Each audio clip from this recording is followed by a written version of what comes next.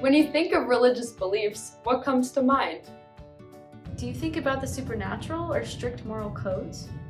What about supported by scientific evidence? I know that might sound strange. We thought so too, at first. This is a story about how our professor showed us that religion and science can go hand in hand. Okay, class. I want us to start today by discussing what we think religion is. So, how would you define religion? Yes. A system of moral beliefs? Yes. A way of explaining the world using supernatural elements or superstitious beliefs? Yes. A belief system that follows practices related to some non-scientific view of the world? I wouldn't say all religions are explicitly non-scientific. In fact, there are many cases where religious beliefs are actually supported by scientific findings. Yes. How can something supernatural be scientific? This is a perfect segue into our topic for today, Daoism. So, I'm sure you've heard before that our circadian rhythm naturally follows the schedule of the sun, but in fact, the most recent Nobel Prize was given to the discoveries of molecular mechanisms controlling the circadian rhythms. What does that have to do with Daoism? Did you know that there is an old Chinese saying rooted in the Taoist belief that says we should go to bed when the sun sets and wake up when the sun rises? Really? That's just one example of a Taoist tradition supported by modern science. But before we dive into other examples, let's get some background information about Taoism. According to the legend, Taoism was established in China in 551 BCE by Laozi, a philosopher and ship librarian in the Zhou Empire. After retiring, Laozi left the city for Chang'an and exited through the Jade Gate on the outskirts of the town. The gatekeeper recognized his wisdom and asked him to write the Daoism, a book filled with mindful poems and advice. Literally translated, its name means classic of the way and its power. The Daoism is primarily written in verse. It is a relatively short text with only 5,000 characters in 81 chapters. The book is still used today as a guide to the complex philosophy of Taoist religion. So what are the major principles of Taoism? I'm getting there. Taoism shifts the focus to nature and natural processes. Taoist theories emphasize the importance of stillness and tranquility, humility and patience. In fact, chapter 67 of the Daoism names compassion, frugality, and humility as the three treasures, or sanbao in Chinese. Another important concept is the idea of wu wei, which means non-action. Okay, for next class, I want you to work with a partner and find an example of how Taoist theories connect to science. How are we supposed to do that? Taoist theories have been applied to longevity practices, health and mindfulness practices, and Chinese medicine. I'm sure you can find something out.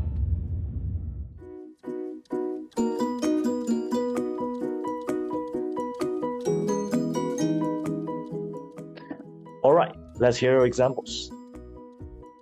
My research looked at the applications of Taoism in cognitive therapy.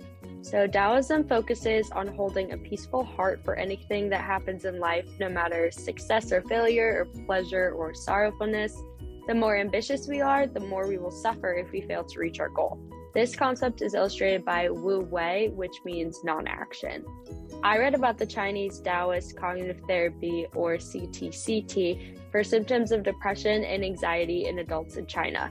Combining elements of cognitive therapy and Chinese traditional Taoism, CTCT aims to assist individuals in identifying and modifying maladaptive preoccupations and cognitive distortions by helping them comprehend the central concepts of Taoism and making them think or act in accordance with Taoism. And it is proven to be effective in reducing depressive symptoms in Chinese adults.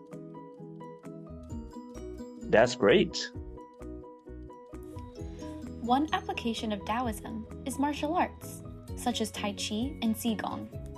I remember a video introducing Daoism that suggested that to understand Dao, we need to understand our body and ourselves first. From this, we can understand the universe. Tai Chi is the most important practice in which we can understand our body and feel the flow of energy both inside and outside us. That feeling of such energy is a way to longevity. I found a paper that compounded the data of 77 articles that studied the health outcomes of individuals who practice Tai Chi and Qigong. Out of 6,410 participants, Qigong and Tai Chi produced 163 physical and mental health outcomes. The outcomes were grouped into 9 categories, which included bone density, cardiopulmonary effects, and psychological symptoms. Taoist techniques incorporate a level of exercise that improves both the flow of energy and the well-being of those who practice it. These are all great examples. Besides physical workouts, Taoism also emphasizes the balance of energy in the food we eat. And a typical food that benefits people's health is Chinese medicine. According to Chinese medicine, all illnesses come from an imbalance of energy. And the traditional doctor aims at detecting such imbalances in the patient based on certain features of the body appearance, thoughts, and behaviors. So, the doctor will design a custom protocol of natural materials to be included in the medicine for the patient. The medicine does not aim to cure illness on a microbiological scale, but it restores the balance of energy on a macro scale.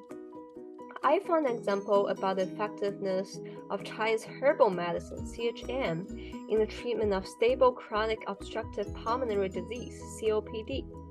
Results from the study showed that combining CHM with Western medicine treatment for COPD was more effective than Western medicine treatment alone. So, what did you learn from your research? I realized religious beliefs can be a lot more than just superstition.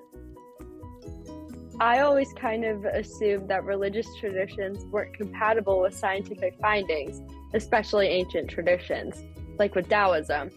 But that's not true. It's crazy that practices that originated in 6th century BCE are still so relevant today.